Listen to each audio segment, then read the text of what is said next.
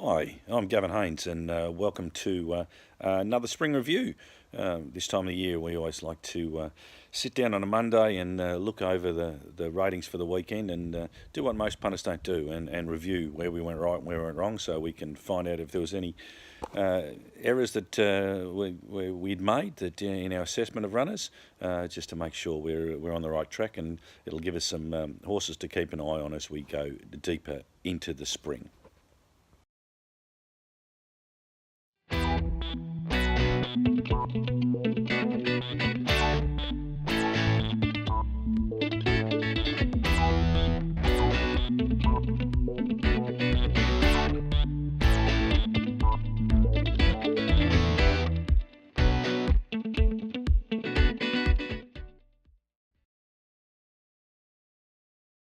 Hey crew, and welcome to my little wrap-up of the two-day little Moonee Valley Cox Plate Carnival. The first was 3-year-old Friday night. Propel won 91.90. It was a pretty mixed bunch. The Taswegian, How Long Sally, was one of the few to run positive splits in the race. 87.88, but this track just played bizarre.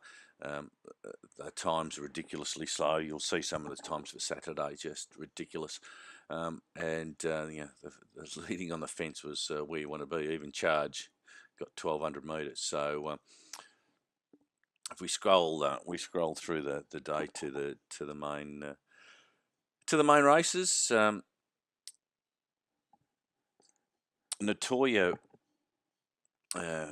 was one of the runs of the day, coming from back 88.103. That's a big plus 15 turn of foot indicator. So on that track, that was outrageously good. We did rate Natoya at 780.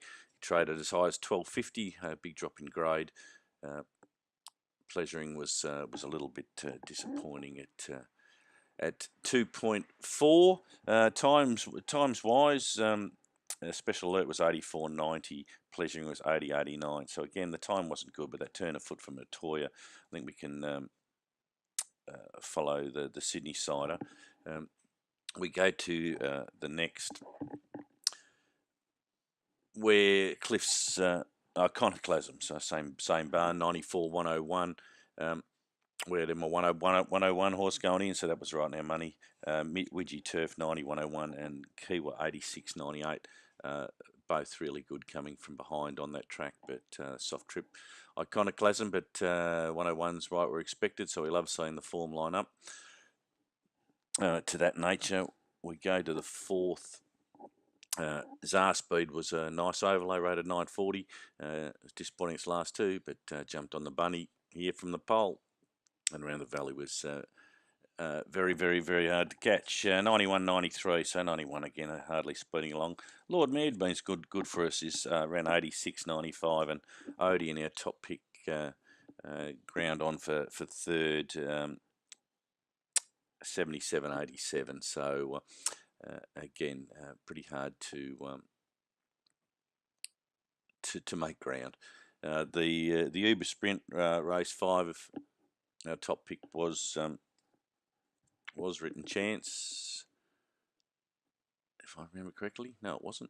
$5.80, $4.60. Yeah, that's right. I've been looking at this turn of foot meter, and this is something that I'm finding really interesting. You look at the speed and sectional rating. So yeah, sure, it's on heavy track, but you got a win there for Esperance, but it's coming in -8. And then you'll see Written Choice here coming in 96.10 in, coming in +5.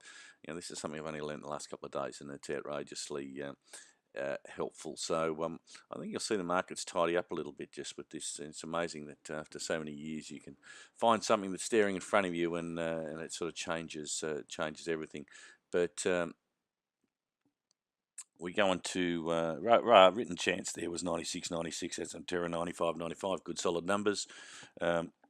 Runson was our top pick, a little bit under. Was well backed in the end, and he actually flew around there, 113, 105. So big neck split, but that's okay from a leader. And 105, when they ran along in the lead, they were certainly able to run time.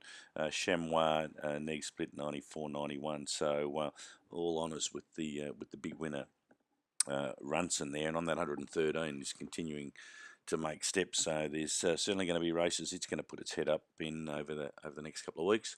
We're going to race 7. Brave Smash I rated $10. It was 10 into 850. Kementari was huge, back wide, came really hard late. This horse has been up forever and just really had no luck. It's 101, 101 was the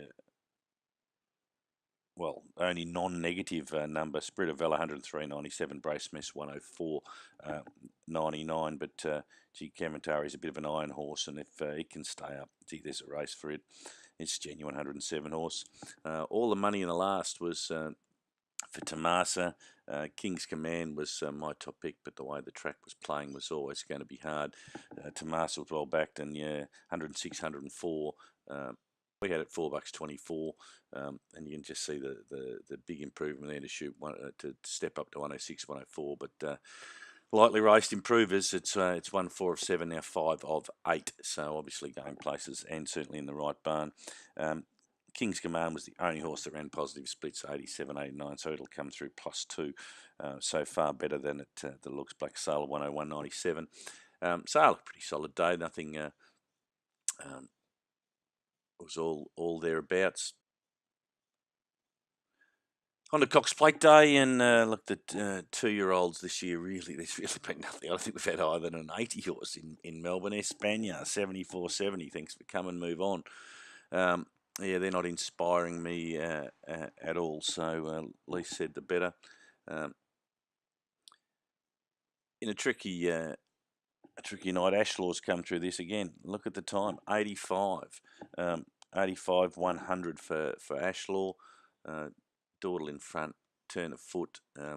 Ashlaw rated $13. It was unders in my little world. Guard of Honour was pretty disappointing. I thought it might have got out and run. Thermal Current, who rated 78.97 was okay. Desert Lashes 83.98, but the run of the race by far, Invincible Hell L Open 80.101. Coming from back and wide, and that's a +21 rating coming through here.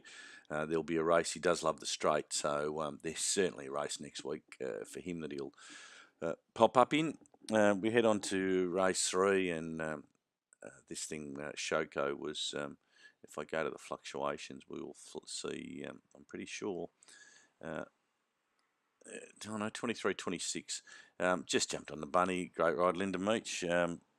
71. I mean, you just got to ask questions about some of the jockeys. Surely senior riders can see a tempo going that low. 71.87 coming through at +16. Now you're coming home. If you're going to sprint +16 from the turn, there's not many horses that can sprint +20 and beat you. Ridiculous. Mamselle Test 70.89, but again, that's just tempo race, and we can sort of pretty much put a bit of a line for it. Savatiano was unders.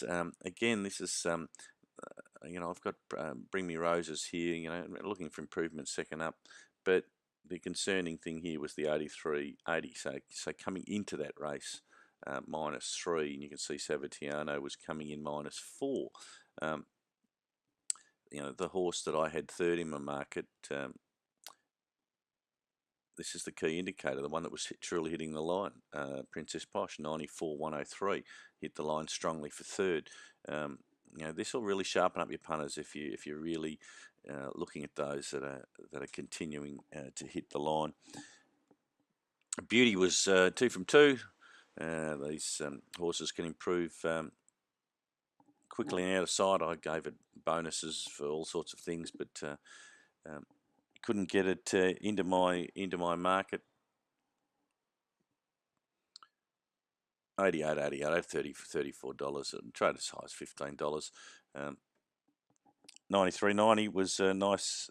90.93 was steady progress. The undefeated one I did like was Rainbow Girl, who nutted on the line, 88.91. Assertive Play, our top pick, although unplaced, 87.93. That coming through the race +6. So look, best run of the race, hitting the line wise. So we certainly won't give up on Assertive Play, and Into the Abyss, 87.91 comes through it comes through at +4. We go on to race 5.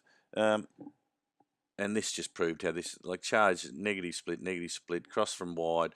Oh, that just ruined my early quaddie, because I didn't see it getting, well, it was already ruined the race. Well, I didn't think charge could get 1200 metres, but on the bunny, and we can see the nature of the race. 97.92 did run along, as I say. I think it's a better 1,100,000 metre horse. Sunset Watch 96.92. The run of the race was a big overlay for us in Ring a Ding Ding, coming through +8, 92.100. So certainly the horse to follow. Another one of the Weirs to follow through the race. And another one, Bleu Roche, 92.93 was the only other positive split in the race, and that's a young horse still on the up. Race 6, Mystic Journey, was a good result for us. Top pick 326, traded at 440, and this was enormous. 3 wide the trip, and against the pattern of the day, and won by panels. Look, they didn't go hard. That's probably why you can sit out wide. 81.83 coming through +2, and Eldorado Dreaming again 71.78. So coming through +7.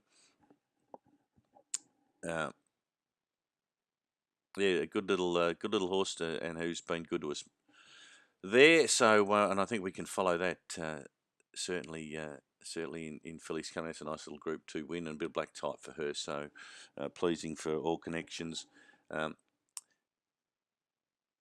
Cliff's Edge got a soft trip in race 7, 74.85, and some of these numbers are just I just don't know what to say.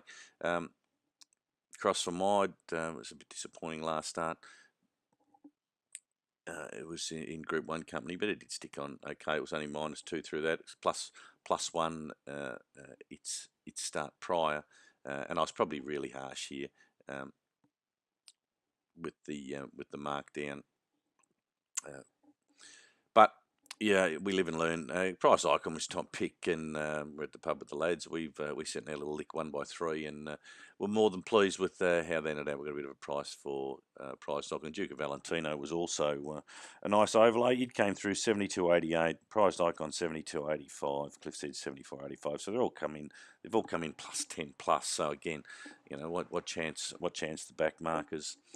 One of the big goes of the day, and was Ventura Storm.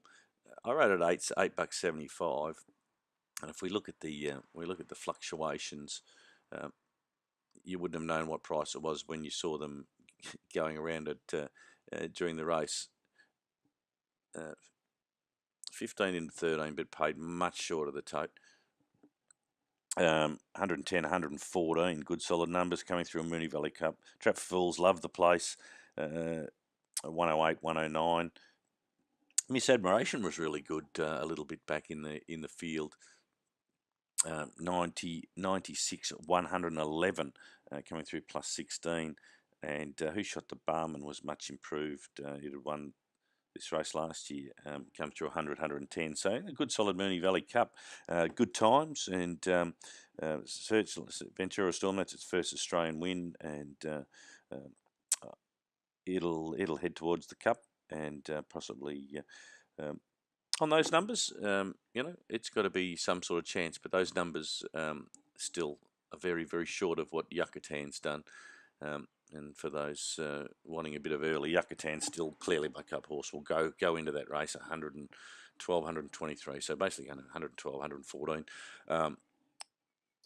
Winks had that race won as soon as they settled. They didn't go that hard. 105, 116. She went through +11.